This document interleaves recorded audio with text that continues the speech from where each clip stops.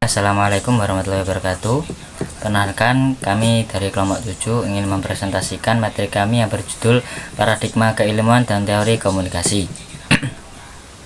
Yang pertama yaitu A. Basis sosial dan paradigma teori komunikasi. Basis sosial teori komunikasi dan paradigma komunikasi adalah dua hal yang saling terkait dan tidak bisa dipisahkan.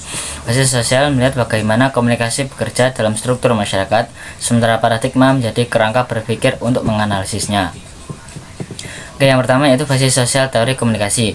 Merujuk pada gagasan bahwa komunikasi tidak hanya terjadi secara individu, tetapi selalu terikat pada konteks sosial masyarakat. Dengan kata lain, komunikasi adalah cerminan dari struktur, budaya, dan dinamika yang ada di masyarakat. Yang kedua yaitu paradigma teori komunikasi. Ada dua macam, yang pertama yaitu paradigma lama dan yang kedua paradigma baru. Yang pertama yaitu paradigma lama. Paradigma ini berfokus pada proses komunikasi tatap muka dan efek media massa yang bersifat satu arah. Yang kedua yaitu paradigma baru. Dalam paradigma ini komunikasi tidak lagi terbatas pada interaksi langsung, melainkan juga terjadi melalui media digital yang memungkinkan siapa saja dapat berhubungan dengan siapa saja, kapan saja, dan di mana saja. Oke, yang sekarang B, jenis pengetahuan dan paradigma lain dalam komunikasi. Jenis pengetahuan dikenal dalam ilmu komunikasi. Jenis ini secara mendalam membahas proses-proses yang mengarah pada pengetahuan. Jenis ini menjelaskan bahwa pengetahuan adalah hasil dari penginderaan dan interaksi manusia, di mana media massa memiliki peran besar dalam mengkonstruksi pengetahuan tersebut. Di sini ada dua pandangan. Yang pertama yaitu pandangan humanistik. Menurut Littlejohn, tujuan humanitas adalah memahami respon subjektif individual. Sains adalah suatu aktivitas di luar sana, sedangkan humanitas menekankan di dalam sini. Yang kedua yaitu pandangan social science. Dalam berupaya mengonservasikan dan menginterpretasikan pola-pola perilaku manusia, pakar ilmu sosial menjadikan manusia sebagai objek studi yang harus diobservasinya. Selanjutnya poin C, yaitu pendekatan keilmuan dalam komunikasi. Pendekatan keilmuan dalam komunikasi ada dua. Yang pertama pendekatan unscientific, yang kedua ada pendekatan scientific. Yang pertama pendekatan unscientific, yaitu pendekatan yang digunakan dalam usaha manusia untuk memahami kebenaran dan mencari kebenaran. Ciri-cirinya yaitu penemuan secara kebetulan, penemuan melalui trial dan error, kebenaran berdasarkan otoritas seseorang, dan pengetahuan melalui wahyu atau sumber yang dianggap tidak terbantahkan. Yang kedua yaitu pendekatan scientific. Pendekatan ini berbeda dengan pendekatan unscientific ya, karena pendekatan ini lebih menekankan kepada metode sistematis dan rasional. Proses utama yang digunakannya ada dua. Yang pertama berpikir kritis dan rasional, atau critical rational thinking, yaitu pendekatan analitis dalam mencari kebenaran. Lalu proses yang kedua penelitian ilmiah, scientific research, yaitu proses sistematis dalam menyusun dan menguji pengetahuan. Lalu poin D, jenis teori komunikasi. Jenis teori komunikasi dibagi menjadi dua. Yang pertama teori-teori umum dan yang kedua teori-teori kontekstual.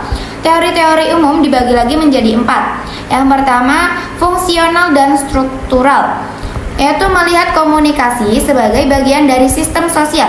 Fokusnya pada fungsi atau peran komunikasi dan struktur atau pola aturan yang mengatur komunikasi. Yang kedua behavioral dan kognitif, yaitu menekankan pada perilaku manusia atau behavioral serta proses mental seperti persepsi, ingatan, dan pemahaman pesan atau kognitif. Yang ketiga konvensional dan interaksional. Konvensional yaitu komunikasi yang dipandang sebagai penyampaian pesan dari pengirim ke penerima. Yang kedua interaksional, komunikasi dipahami sebagai proses timbal balik atau saling memengaruhi. Yang terakhir kritis dan interpretatif. Kritis yaitu menyoroti kekuasaan, ideologi, dan ketidakadilan dalam komunikasi. Dan interpretatif yaitu menekankan pada makna yang diciptakan bersama dalam interaksi. Kemudian yang kedua ada teori kontekstual. Teori kontekstual juga dibagi menjadi 5 ya. Yang pertama intrapersonal communication, yaitu komunikasi dalam diri sendiri, misalnya berpikir atau refleksi diri. Yang kedua interpersonal communication, yaitu komunikasi dua arah antar individu, menekankan pada hubungan dan keakraban. Yang ketiga group communication atau pertukaran pesan dalam kelompok kecil atau untuk mencapai tujuan bersama. Yang keempat organizational communication atau proses komunikasi dalam organisasi yang menyangkut alur informasi, struktur, dan budaya kerja. Dan yang terakhir, mass communication adalah penyebaran pesan melalui media massa kepada halayak luas dan heterogen.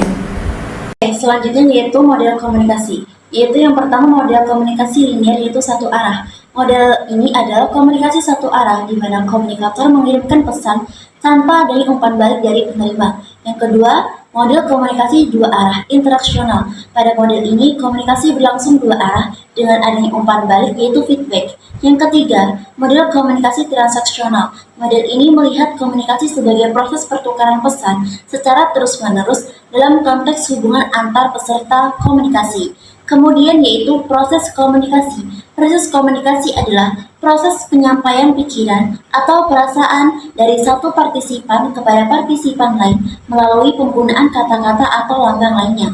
Kemudian yaitu lingkup teori komunikasi, yaitu yang pertama teori komunikasi kelompok. Komunikasi kelompok adalah interaksi komunikasi yang terjadi di antara sekelompok orang yang saling berinteraksi dengan tujuan bersama. Yang kedua, teori komunikasi organisasi, yaitu komunikasi organisasi adalah komunikasi antar manusia yang terjadi dalam konteks organisasi yang kompleks. Kemudian yang ketiga, teori komunikasi massa. Yang ketiga, teori komunikasi massa. Komunikasi massa melibatkan media massa yang berfungsi sebagai pelapor perubahan, agent of change, dan media edukasi, informasi, serta hiburan. Kemudian lingkup teori komunikasi yaitu teori komunikasi interpretatif, yaitu teori ini menekankan pada pemahaman makna yang dibangun dalam interaksi komunikasi. Kemudian teori komunikasi kritis. Teori kritis dalam komunikasi menekankan pada analisis hubungan kekuasaan yang tersirat dalam proses komunikasi. Sekian, terima kasih dari penjelasan saya.